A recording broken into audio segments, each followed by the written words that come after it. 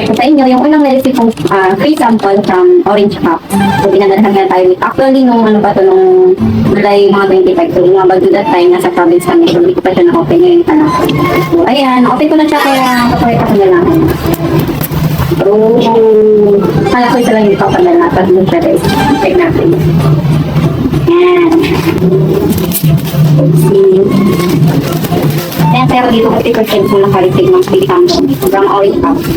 From Organica. Ayan.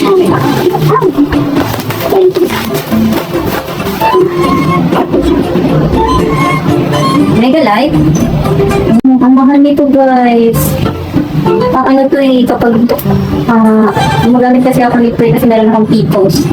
PCOS pa baba yung hindi talaga na yung menstruation nila. Pero mahal ito guys. Tapos binigyan ako ng isang box. Biglang check natin kung totoo nga isang box. Ayan, bigyan ako ito. Ayan, open natin siya kung totoo talagang isang box. Ayan, 30 na soft din. Nasa 600 ka ang price ito eh. Pagkakaalam ko. Check natin yun.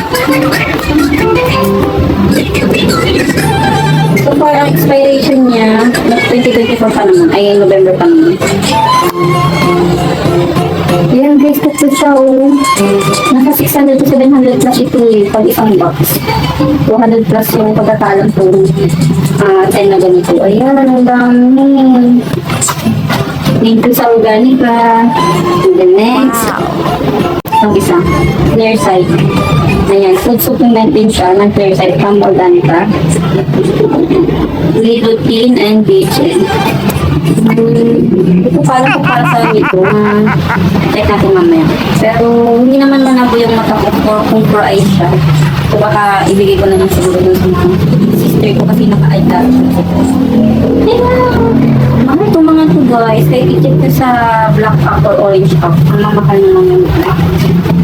Ito yung isa. Ito yung best shake apple cider vinegar. Ayan. Ang epekto nito, mabubusog parang feeling mo busog ka kaagad ko. Kaya mawalan ka ng gana kumain. Hindi naman mawalan ng gana. Parang kunti na yung kakainin mo doon. Busog ka na kaagad. 1 capsule a day lang siya.